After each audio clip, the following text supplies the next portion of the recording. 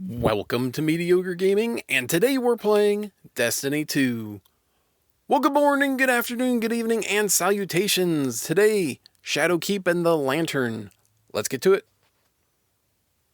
Bungie has talked about where Destiny 2 is going to be going in the future, not only for year 4, but beyond year 4. And what we're talking about, at least in part, is that storytelling will occur over the course of the seasons throughout the year, instead of only happening at the beginning of the expansion year. So when Forsaken first came out, there was a lot of campaign storytelling, and then it just kind of dropped off. And you had DLCs with little tidbits of story embedded in them, but they weren't really connected at all, and you didn't really know why this was happening. Why did the Forges all of a sudden just start to become important, and why did the Drifters start bringing out Gambit Prime when he already had Gambit? Why did the Emperor offer the Menagerie when it had been a full year since there was anything on the Leviathan? So they're talking about the story connecting the DLCs and being able to see what has happened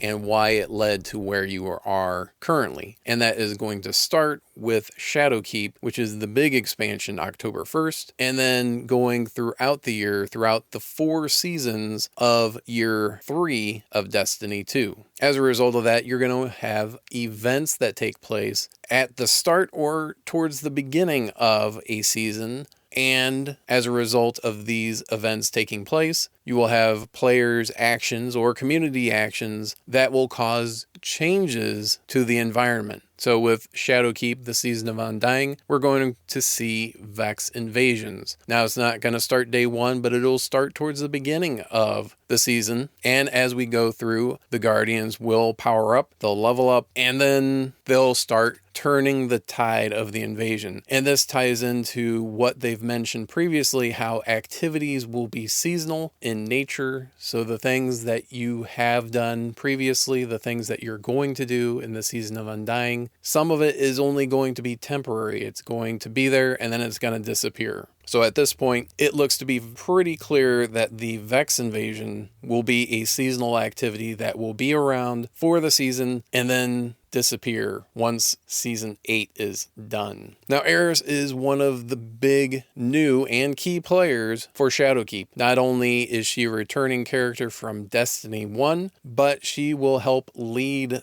the story arc and the future of Destiny by the discovery that she has made and that we're going to find out about in Shadowkeep. Likewise, the moon is familiar. Any Destiny 1 players will have seen the moon. It was very early on in the story of Destiny 1. We're going to return to the moon, so it'll be familiar and there will be landmarks and things that Guardians and players will recognize. However, it will have changed and evolved since the last time that we were at the moon, since Destiny 1. As a result, you have new weapons and returning weapons and exotics, both new and something that looks familiar. Speaking of looking familiar, you have the rocket launcher, which looks amazingly like a Gjallarhorn 2.0 in void form. Now we also have the Astral Shaman weapons, which glow when you're close to nightmares, which of course makes sense that we'll be getting them from moon activities. The nightmare hunts, that will be the new menagerie. We will be able to go through and play and get rewards, but we'll also be able to access what is called the Lantern of Enchantment, be able to collect Nightmare Essence, and then direct that into the Lantern and get the gear that we want. Now, is it guaranteed to have what perks and roles that we want? No, absolutely not. But like the Menagerie, you can kind of narrow it down a little bit more. So even if you don't get exactly what you want, you have something close to what you want, and then you can keep working towards that role that you actually want. And lastly,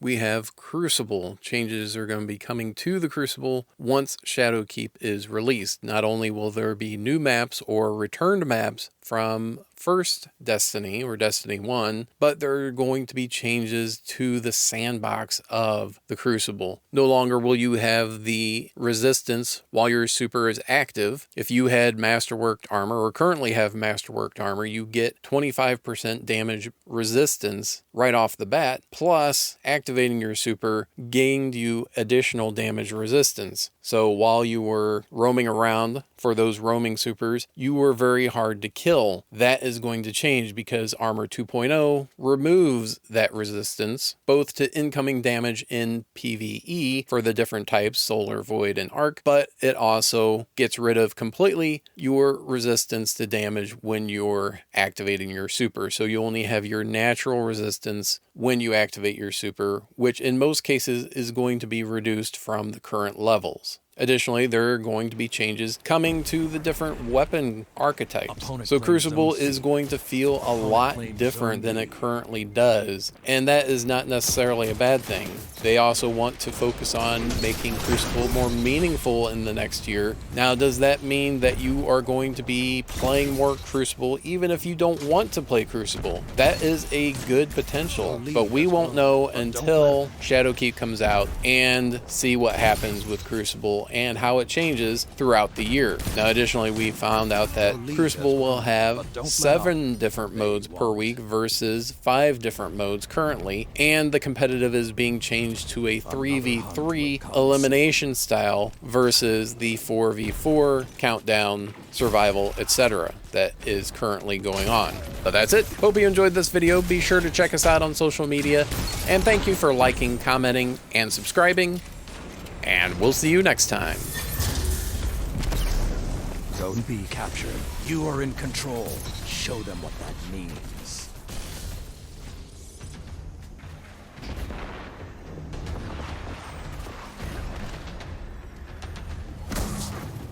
I'm calling.